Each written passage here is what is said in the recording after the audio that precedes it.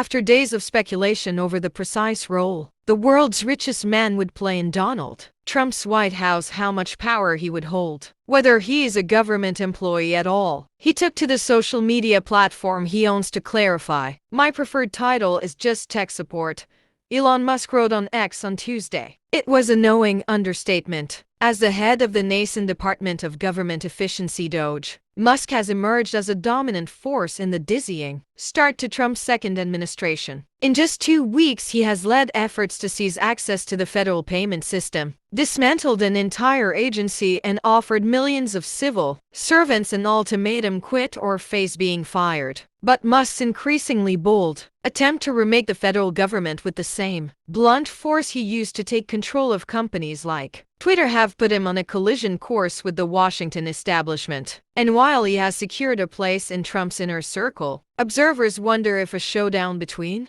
these two powerful personalities could be looming. Musk's journey from billionaire entrepreneur to White House power player was not straightforward. By his own accounting, Musk had for decades been a reliable vote for the Democrats. Initially, Musk called for Trump to hang up his hat and sail into the sunset, and had backed his rival, Florida Governor Ron DeSantis, for the Republican nomination. But he soon became the president's biggest booster, contributing $288 million to Trump and other Republican candidates and becoming a key advisor on the campaign. By the time of Trump's inauguration, Musk was his right-hand man, seated just behind the president's left shoulder on the dais, an unmistakable symbol of his influence. "You know, I always say we have to be protective of our geniuses, because we don't have too many. But that one is a good one," Trump said of Musk, after welcoming him on stage at a rally the day before. Musk has been a near constant presence in the nation's capital ever since. Almost immediately after his election, Trump tapped Musk to run DOGE, and this new role has seemingly empowered him in a far-reaching mission to slash and transform the federal government, pushing for massive reforms with stunning speed.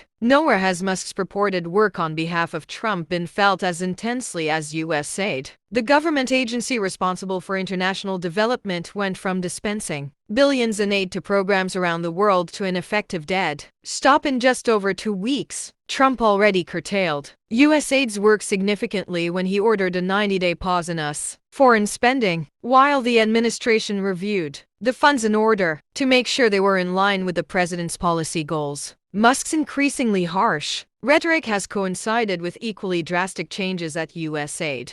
On 1 February, the USAID website stopped working. Its X account appeared to vanish not long after. That same weekend, 2 top security officials were placed on administrative leave after a confrontation with DOGE representatives over access to a secure facility used for reviewing classified information. The Washington Post and other US outlets reported, "It's beyond repair," Musk said of the agency during his 50-minute conversation on X Spaces early Monday morning. "I went over it with him in detail, and he agreed that we should shut it down," Musk said of his conversation with Trump. "And I actually checked with him a few times and said, 'Are you sure?'" In a statement to the BBC, White House Press Secretary Caroline Leavitt said Musk is selflessly serving President Trump's administration as a special government employee, and he has abided by all applicable federal laws. Prior to Trump's inauguration, some of Musk's peers expressed optimism at the prospect of an injection of startup culture in Washington. "I think we've just had a very exciting moment," Mark Benioff, the billionaire founder and CEO of Salesforce, who has been vocal in his support of Trump,